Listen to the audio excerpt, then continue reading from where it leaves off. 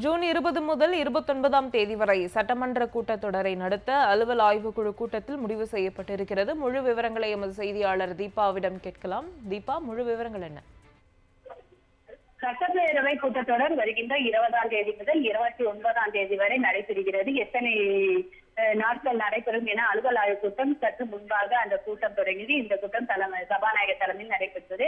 இந்த கூட்டத்தில் வருகின்ற 20ஆம் தேதி முதல் 29ஆம் தேதி வரை நடைபெறும் என்றும், வருகின்ற 20ஆம் தேதி மட்டும் மறைவு பெற்ற சட்டமன்ற உறுப்பினர்களுக்கு இரங்கல் செய்தியை தெரிவித்து அந்த நாள் ஒத்தி வைக்கப்படும். சட்டமன்ற உறுப்பினரான மறைந்த புகழேந்தி அவர்களுக்கு இரங்கல் தீர்மானம் நிறைவேற்றி அந்த கூட்டம் அன்றுடன் முடிவடையும். அதன் பிறகு 21ஆம் தேதி முதல் மானிய கோரிக்கை மீதான நடைபெறும். அதுதான் எந்தெந்த துறைக்கான மானிய கோரிக்கை மீதான விவாதம் நடைபெறும் என இந்த அலுவல் ஆய்வு கூட்டத்தில் முடிவு செய்யப்பட்டது.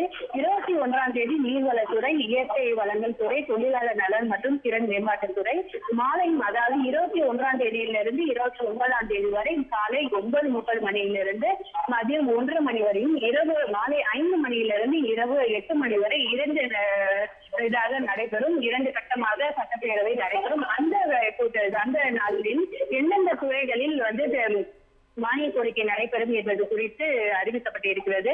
வருகின்ற 29ஆம் தேதி நீர்வளத்துறை, இயற்கை வளங்கள் துறை, தொழிலாளர் நலன் மற்றும் திறன் மேம்பாட்டும், மாலை வீட்டு வசதி மற்றும் நகர்ப்புற வளர்ச்சித்துறை, மதுவிலக்கு மற்றும் ஆயத்தீர்வை நடைபெறும்.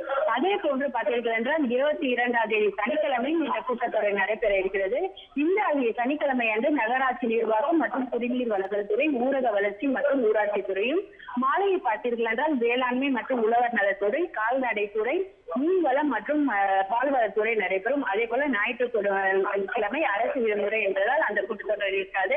அதன் பிறகு பார்த்தீர்கள் என்றால் 24ஆம் தேதி உயர்கல்வித்துறை, வருவாய் மற்றும் பேரிடர் மேலாண்மை துறை, பள்ளி கல்வித்துறை என காலை நடைபெறுகிறது. இது போல 21ஆம் தேதியிலிருந்து 29ஆம் தேதி வரை காலை 9:30 மணியிலிருந்து மதியம் 1:30 மணி வரையும், மாலை 5 மணியிலிருந்து 8 மணி வரை 54 துறைக்கான மானிய கோரிக்கை மீதான விவாதம் நடைபெற இருக்கிறது. 29ஆம் தேதி முதலமைச்சருடைய காவல்துறையில் நடைபெறும் என்று தெரிவிக்கப்பட இருக்கிறது. இன்னும் சற்று நேரத்தில் சபாநாயகர் இந்த மானிய கோரிக்கை எந்தெந்த நாளில் எந்தெந்த துறை நடக்க இருப்பது என்பது குறித்து சபாநாயகர் தெரிவிப்பார்.